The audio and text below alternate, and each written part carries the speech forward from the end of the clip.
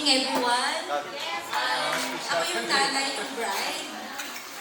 I would like to thank you, everyone, sa aking mga bagong kakumare at kakumpare, sa pamilya ng aking balae, sa aking mga kaibigan na nandito, sa aking homemaker and the beloved wife, and to my very best friend that is present tonight.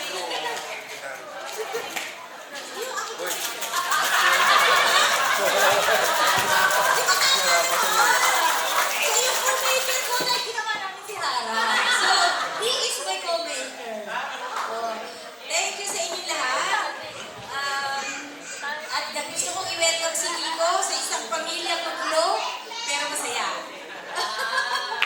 Welcome to the club, Kiko. Sabi ko na sa kanya, Kiko, kilala ko na yung anak ko. Alam ko na pag nag-away kayo, yung anak ko may kasalanan. Pero hindi ako kumakampi, ha? Pero mahal ko yung anak ko na yan. Kasi sa dami-dami na ibinigay sa akin mga pagsubok sa buhay, ha? Dumating sa punto na nagtatanong siya, Ma, magluluto ako ng hotdog at ng itlog. Ano ba ang una kong nilalagay? Sabi ko, syempre, yung oil. Pinagsalit ko siya sa rice cooker, nagluto siya ng walang tubig. Ano ba naman to? Ma, okay na yan. Pagdating ko ng high school, magbabago na ako. Nagbago. Matatapos na siya ng high school, nagsabit sila ng club, ang sabi niya sa akin, Ma, gagawa ako ng history sa St. Jude. Sabi ko, ano kaya ang gagawin ng anak ko?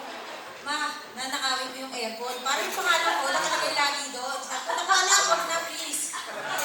Ganun lang naman siya katigas. At the age of 12, nag-drive ng car. Mula sa bahay namin hanggang sa St. Jude, nang walang lisensya. Sabi ko, Diyos ko, ang anak ko nasa yung kotse. Tumawag ang teacher, sabi niya, Mrs., ang kotse niyo po nandito. Sino po ba ang driver? Sabi ko, nasa yung kotse. Dinrive niya ang kotse ng tatay niya. Pero siya kalakas ang loob niya. Kaya, pinapaubaya ko na kay Bigo ngayon. Siya na ang bahala. Si Hara yung tipo ng bata na hindi siya mauupo sa isang tabi.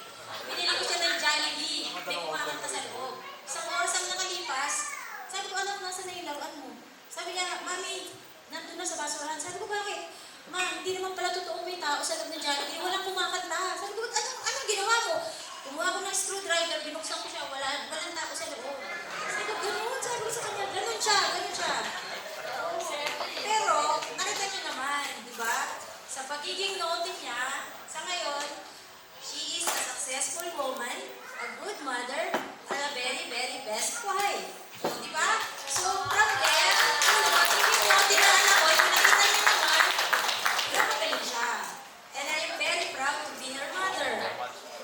From there, I would like to congratulate Kiko dahil ikaw yung panikot ng ako.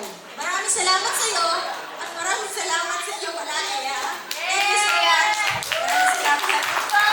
Alright, thank you so much once again mga kamumpalay, ladies and gentlemen, Mrs. Priscilla Purificacion. Maraming salamat. Muli pa palakpakan.